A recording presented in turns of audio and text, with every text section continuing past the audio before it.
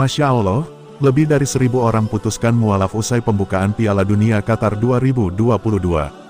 Adik kandung Syekh Ali Jaber, Syekh Muhammad Jaber menyebut ada lebih dari 1.000 orang yang telah masuk Islam setelah acara pembukaan Piala Dunia 2022. Piala Dunia 2022 yang berlangsung di Qatar bukan hanya sekadar ajang pesta akbar sepak bola 4 tahunan. Ajang itu juga mencetak sejarah dengan berbagai perannya dalam menyiarkan serta mengenalkan Islam pada dunia. Bahkan adik kandung Syekh Ali Jaber, Syekh Muhammad Jaber, mengungkap, banyak orang yang memutuskan menjadi mualaf sebelum maupun sesudah acara pembukaan Piala Dunia edisi ke-22 tersebut. Subhanallah, Piala Dunia tahun ini masuk sejarah.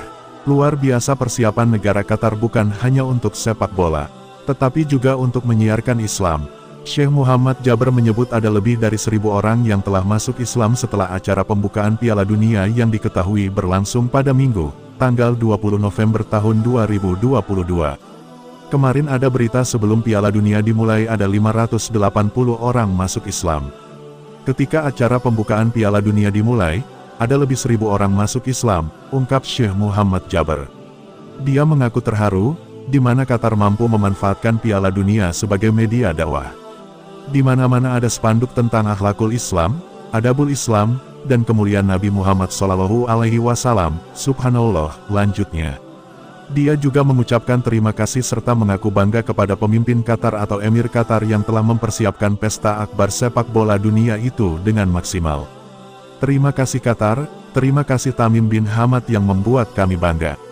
Semoga Allah menurunkan rahmat dan hidayah untuk semua manusia di negara Qatar, pungkasnya. Sebelumnya dalam pembukaan Piala Dunia Qatar 2022 yang digelar di Stadion Al-Bait, juga menampilkan seorang difabel bernama Ghanim Al-Muftah yang membacakan surat Al-Hujurat ayat 13. Piala Dunia 2022 mencetak sejarah baru. Qatar menjadi negara muslim pertama yang menjadi tuan rumah ajang 4 tahunan tersebut. Penunjukan Qatar sebagai tuan rumah Piala Dunia sudah dilakukan sejak 2010. Qatar mendapat suara terbanyak dalam pemungutan suara dari 22 anggota eksekutif FIFA. Qatar mengalahkan 4 negara pesaingnya, yakni Jepang, Australia, Amerika Serikat, dan Korea Selatan. Pembukaan Piala Dunia yang berlangsung pada Minggu, tanggal 20 November tahun 2022, di Stadion Al-Bait juga menghadirkan sejarah baru dengan adanya pembacaan ayat suci Al-Quran. Seorang pemuda difabel, Ghanim Al-Muftah, membacakan surat Al-Hujurat ayat 13. Pemuda ini melantunkan ayat suci Al-Quran dengan sangat merdu. Tentunya momen tersebut menjadi fenomena langka yang hadir di dunia persepakbolaan sekelas Piala Dunia yang diikuti 32 negara itu.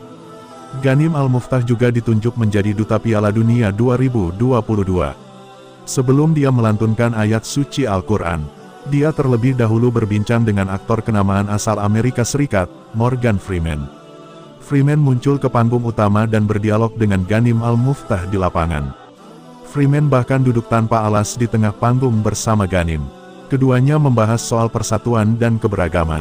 Pembahasan beberapa menit dari keduanya juga beriringan dengan ayat yang dibacakan Ghanim setelahnya tentang surat Al-Hujurat ayat 13 yang mempunyai makna pesan damai, di mana manusia harus saling menghargai dan mengenal satu sama lain dengan adanya perbedaan dan keberagaman suku bangsa di dunia.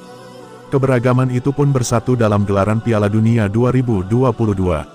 Surat Al-Hujurat termasuk dalam golongan surat Madaniyah, yang turun setelah Rasulullah SAW hijrah ke Madinah.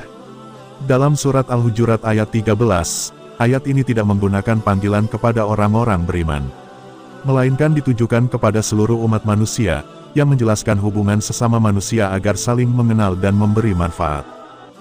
Ya ayuhan nasu inna khalaqnakum min zakari wa unsa wa ja'alnakum syu'uban wa qabila, petik terbalik ila lita'arafu, inna akramakum indallahi atqakum, innallaha alimun habir, bunyi surat Al-Hujurat ayat 13. Hai manusia, sesungguhnya kami menciptakan kamu dari seorang laki-laki dan seorang perempuan dan menjadikan kamu berbangsa-bangsa dan bersuku-suku supaya kamu saling kenal mengenal. Makna dari surat tersebut.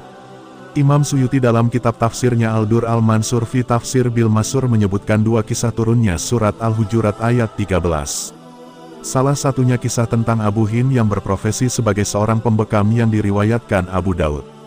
Saat itu Rasulullah meminta kepada Bani Bayadah untuk menikahkan seorang putri mereka dengan Abu Hind. Namun mereka menolak dengan alasan Abu Hind adalah bekas budak mereka. Sikap ini dikecam dalam Al-Quran. Turunnya surat Al-Hujurat ayat 13 menunjukkan bahwa kemuliaan di sisi Allah Subhanahu wa Ta'ala adalah karena ketakwaan, bukan karena keturunan atau gelar kebangsawanan. Qatar sebagai tuan rumah mengkampanyekan pesan kedamaian. Dibacakannya ayat tersebut secara tidak langsung juga menampik isu rasisme yang menyelimuti Piala Dunia 2022.